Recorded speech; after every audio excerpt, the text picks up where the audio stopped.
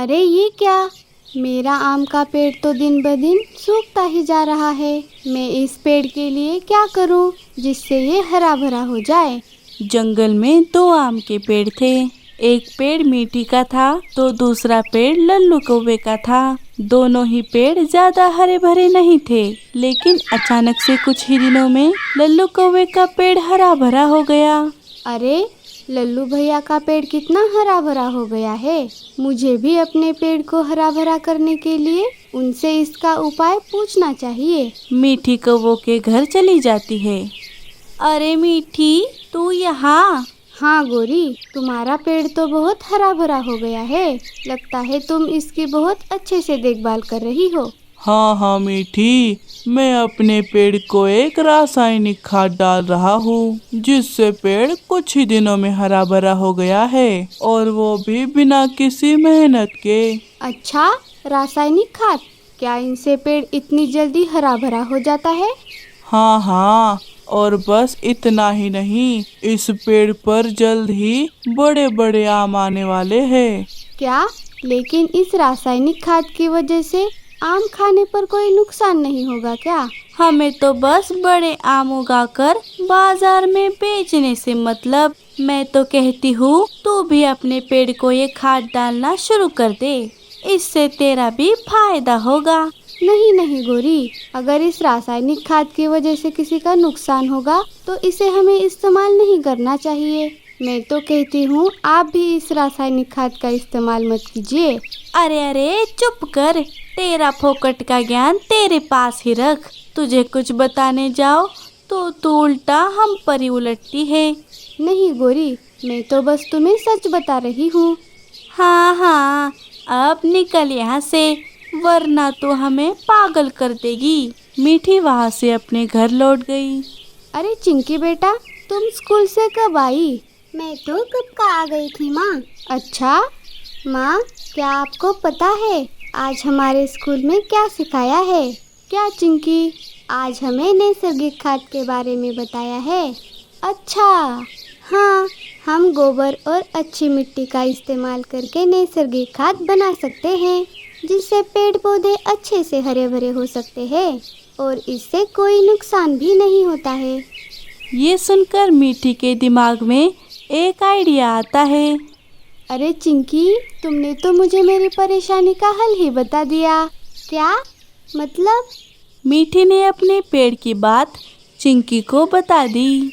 अब मैं अपने पेड़ के लिए ऐसा ही नैसर्गिक खाद बना लेती हूँ। अच्छा, आप ऐसा ही करिए माँ। हाँ, मैं अभी गाय का गोबर ले आती हूँ। ऐसा कहकर मीठी गाय का गोबर लाने चली जाती है। तभी उसे गाय का खलिहान दिखाई देता है, जहाँ पर बहुत सारा गोबर था। अरे यहाँ तो गाय का बहुत सारा गोबर है। हाँ, मैं यहीं से गोबर ले जाती हूँ। ऐसा सोचकर मीठी वहाँ से थोड़ा गोबर लेकर अपने घर लौट जाती है। घर लौटकर मीठी उस गोबर में थोड़ी मिट्टी मिलाकर उससे नैसर्गिक खाद बना लेती है। चलो, ये खाद तो तैयार हो गया। अच्छा हुआ मैंने वो रासायनिक खाद नहीं लिया। अब ये नैसर्गिक खाद मैं अपनी पेड़ों की जड़ों में डाल देती हूँ। मीठी अपने पेड़ को खाद डाल रही थी, तभी उसे गोरी कौवी देख लेती है। वो उसके पास आ जाती है। अरे छी छी छी छी छी, अरे मीठी, ये तू क्या कर रही है? अपने पेड़ को गोबर क्यों डाल रही है? अरे ये नैसर्गिक खाद है गोरी, जो मैंने गोबर से बनाया है। इससे मेरा पेड़ हरा भरा हो जाएगा। क्या कहा? अरे मीठी, लगता है तेरा मानसिक संतुलन बिगड़ गया है। ऐसा करने से थोड़े ही तेरा पेड़ हरा भरा होगा। इसके लिए तो महंगी महंगी रासायनिक खाद डालनी पड़ती है। नहीं गोरी, मैं इसी तरीके से अपने आम के पेड़ की देखभाल करूंगी। मैं भी कहा तेरी मुँह लग रही हूँ। तुझे जो करना है वो कर, लेकिन बाद में जब हमारे आम बिकेंगे तब हम पर जलना मत। गोरी वहाँ से चली जाती है। मीठी अपने पेड़ को खाद डाल देती है और हर रोज उसे पानी डालकर उसकी अच्छे से देखभाल करने लगी। दूसरी ओर कौवे अपने पेड़ को सिर्फ रासायनिक खाद डाल रहे थे। वो बस बड़े बड़े आम आने की राह देख रहे थे। कुछ दिन बीत गए और कौवों के पेड़ पर बड़े बड़े आम आ गए। कौवे देखकर फूले नहीं समा रहे थे। वाह वाह वाह, आखिर हमारा सब्र खत्म हो गया। लल्लू जी, मैंने तो सोचा भी नहीं था कि इतने बड़े बड़े आम आएंगे। हाँ हाँ गौरी, बड़े बड़े आम तो आने ही थे। हमने महंगा खाद जो डाला था। जल्दी जल्दी इन्हें तोड़ लेते हैं और कल बाजार में जाकर इन्हें बेच देंगे, फिर पैसा ही पैसा। लेकिन लल्लू जी, उस मीठी के पेड़ पर आम आए होंगे या नहीं? उसने तो अपने पेड़ पर वो घटिया गोबर डाला था। तुम किस लिए हो? जाओ जाओ खबरी, जाकर खबर लेकर आओ। हाँ हाँ, अभी जाती हूँ। कौवी मीठी के पास चली जाती है। उसके भी पेड़ पर आम लगे थे, लेकिन वो गोरी की आम की तरह ज्यादा बड़े नहीं थे। गोरी ये देखकर बहुत खुश हो गई। अरे, इस मीठी के पेड़ पर तो बड़े ही कमजोर आम आए हैं। अगर गोबर डालेगी तो यही होगा ना।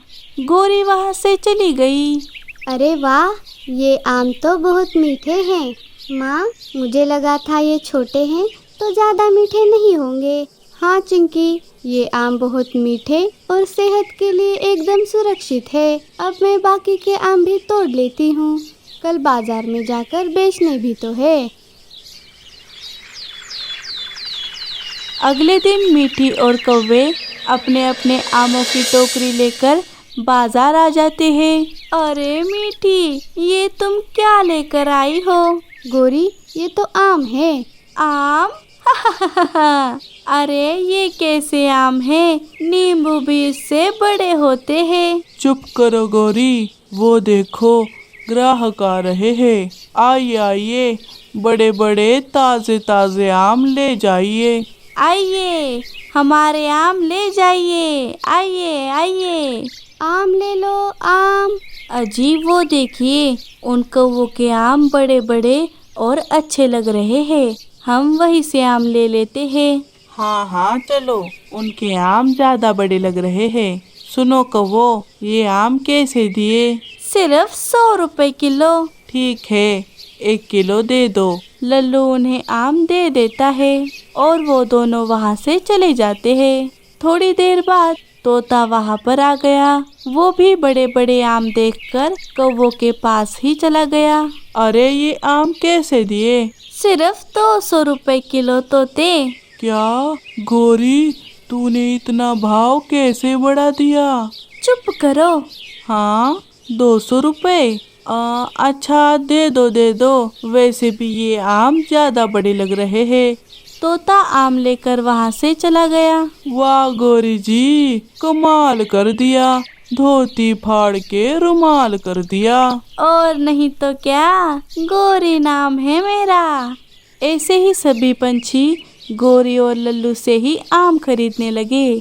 गोरी सभी को बेभाव आम बेच देती है। बेचारी मीठी के पास एक भी ग्राहक नहीं आया। शाम हो गई, लेकिन मीठी का एक भी आम नहीं बिका और इधर कौवों की पूरी टोकरी खाली हो जाती है। अरे मीठी, क्या हुआ? तुम्हारे गोबर के आम बिके या नहीं? चलिए लल्लू जी, घर चलते हैं। घर जाकर पैसे भी तो गिनने हैं। गोरी और लल्लू वहाँ से चले गए। मीठी भी उदास होकर वहाँ से घर लौट गई। माँ, आप आ गई? हाँ चिंकी। अरे ये क्या, आप तो सारे आम वापस ले आई। क्या हुआ माँ, क्या आम नहीं बिके? अब क्या बताओ चिंकी, लोगों को सिर्फ दिखावा ही पसंद होता है। कौवों के आम दिखने में बड़े थे तो इसीलिए सभी ने उन्हीं के आम खरीदे। अच्छा, अरे माँ, आप उदास मत होइए। आप कल फिर से आम बेचने जाइएगा। देखना, कल आम जरूर बिकेंगे। सुबह हो जाती है। मीठी अपनी टोकरी लेकर बाजार चली जाती है। बाजार जाने पर मीठी देखती है कि वहाँ पर बहुत सारे पंछी इकट्ठा होकर किसी की राह देख रहे हैं।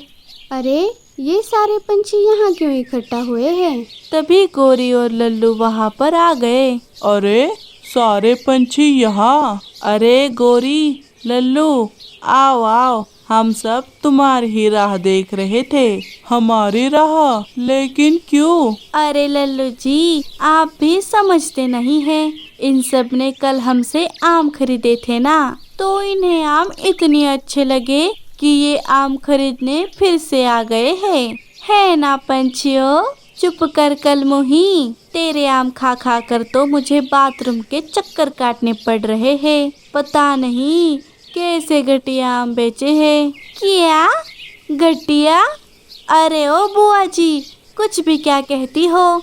पता नहीं बाहर क्या क्या खाकर आई है और इल्जाम मेरे आम पर लगा रही है। नहीं गोरी, बुआ जी सही कह रही है। हाँ, किसी का पेट दुख रहा है तो कोई उल्टियाँ कर कर कर परेशान है। अब हमें हमारे पैसे वापस चाहिए। अरे कौन से पैसे और कैसे पैसे? चलो फूटो यहाँ से। अरे तू ऐसे नहीं मानेगी, रुक। चलो पंछियों, इन्हें सबक सिखाते हैं। सारे पंछी मिलकर गोरी और लल्लू की पिटाई करने लगे। अरे अरे नहीं नहीं, छोड़ दो। अरे क्या कर रहे हो? छोड़ दो मुझे। लेकिन उनकी कौन सुनता। सभी ने उन्हें मार मार कर सुझा दिया। गोरी और लल्लू जैसे तैसे वहां से भाग गए। मर गया रे। हाँ रे, बहुत मारा रे इन पंछियों ने। गोरी, अब तो मुझसे उठा भी नहीं जा रहा। हाँ, तो मुझे क्या उठकर नाचने का मन कर रहा है? नहीं छोड़ूंगी मैं। एक एक पंछी से बदला लूंगी। ऊपर वाले मुझे एक चांस दे दे, फिर मैं इन पंछियों को कैसे सबक सिखाती हूँ, देख लेना। मम्मी, ओ मम्मी। चुप कर जग्गू। अच्छा हुआ गोरी, हम वहाँ से भाग कर आ गए, वरना ये पंछी हमें नोच नोच कर फाड़ देते। अरे मम्मी, मेरी बात तो सुनो, मुझे चक्कर आ रहे हैं और उल्टियाँ भी। क्या उल्टियाँ? तेरी तबीयत तो ठीक है ना जग्गू? क्या खाया था तूने? वो मैंने हमारे पेड़ के कुछ आम खाए थे। क्या आम? तभी जग्गू चक्कर खाकर बेहोश हो गया। अरे अरे अरे जग्गू, मेरे लाल, क्या हुआ तुझे? अरे गोरी, जल्दी चलो, हमें जग्गू को डॉक्टर के पास ले जाना चाहिए। हाँ चलिए। दोनों जग्गू को लेकर डॉक्टर के पास चले गए। वहाँ पर जाकर उन्हें पता चला कि जग्गू को फूड पॉइजनिंग हुई है। तभी वो दोनों समझ गए कि ये सब उनके आम खाने से हुआ है। अपने बेटे को देखकर वो दोनों समझ जाते हैं कि बाकी पंछियों पर क्या बीती होगी। गोरी, जरा सोचो, बाकी पंछियों पर ये आम खाकर क्या गुजरी होगी। मीठी सही कह रही थी, हमें वो रासायनिक खाद इस्तेमाल नहीं करना चाहिए था। हाँ जी, आप सही कह रहे हो। चंद पैसों के लालच में हमने ठीक नहीं किया। हमें सबकी माफी मांगनी चाहिए। हाँ, आखिर दोनों कौवों को अपने किए पर पछतावा हो जाता है। वो दोनों जाकर मीठी और बाकी पंछियों की माफी मांगने लगे। कोई बात नहीं, देर आए दुरुस्त आए।